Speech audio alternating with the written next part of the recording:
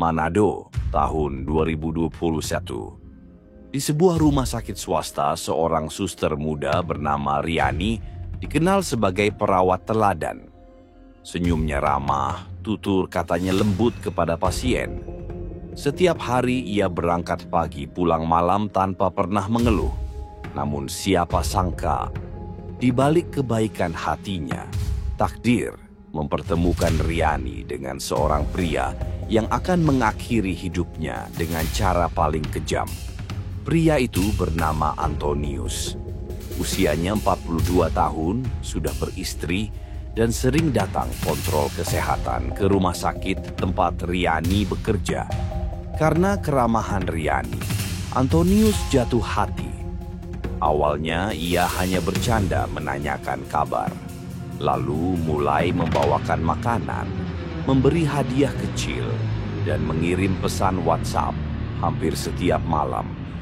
Namun Riani menolak dengan halus. Ia tak ingin merebut suami orang. Penolakan itu membuat Antonius semakin gelap mata. Baginya, Riani sudah menyalakan api cinta di hatinya. Ia merasa wanita itu adalah takdir hidupnya, meskipun ia harus meninggalkan istri dan anak demi Riani. Pada malam nahas itu, Antonius mengajak Riani makan malam di apartemennya dengan dalih membicarakan pekerjaan dan memberi hadiah. Awalnya Riani ragu, namun Antonius terus memaksa. Karena merasa tak enak hati, ia datang juga. Sesampainya di sana, Antonius langsung mengungkapkan niatnya. Ia melamar Riani, meminta wanita itu menjadi istrinya. Riani menolak tegas sambil menjauh.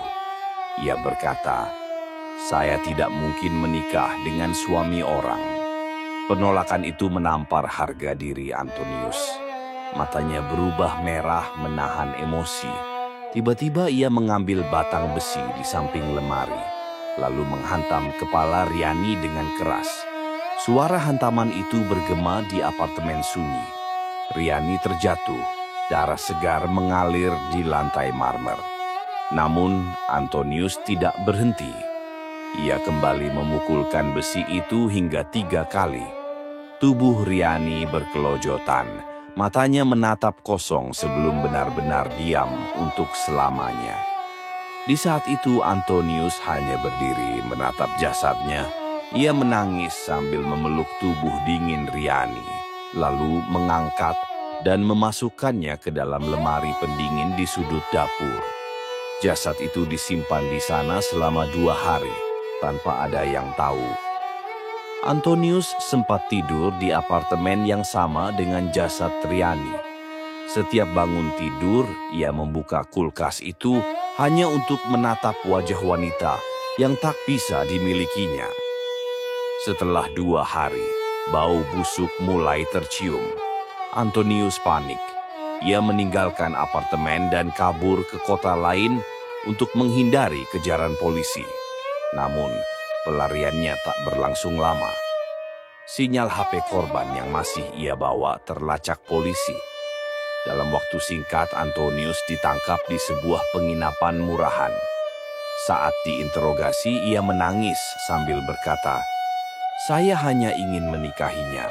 Saya mencintainya." Kabar pembunuhan Riani menggemparkan Manado. Orang-orang tak percaya bahwa Antonius, yang dikenal religius dan sering aktif di kegiatan keagamaan, tega membunuh dengan begitu sadis. Jenazah Riani dimakamkan dengan isak tangis keluarga dan rekan kerja yang merasa kehilangan sosok perawat berhati malaikat. Namun satu hal yang menorehkan trauma mendalam adalah bagaimana cintanya yang tulus menolong pasien berakhir direnggut oleh cinta palsu seorang pria yang tak pernah bisa mencintai dengan cara manusia. Konon, hingga sekarang, apartemen tempat Riani dibunuh sering terdengar suara tangis pelan di malam hari. Suara itu terdengar seperti doa seorang suster yang dulu selalu menenangkan pasiennya. Namun kini, ia menenangkan dirinya sendiri dalam kesepian abadi yang tak pernah ia pilih. Jika kalian suka kisah nyata menyeramkan seperti ini, subscribe sekarang juga dan tekan loncengnya. Share ke teman-teman kalian yang berani mendengar cerita tergelap dari sudut kehidupan manusia. Karena di episode berikutnya aku akan membawamu menyelami kisah pembunuhan paling sadis yang tak pernah kalian bayangkan sebelumnya. Sampai jumpa di cerita berikutnya.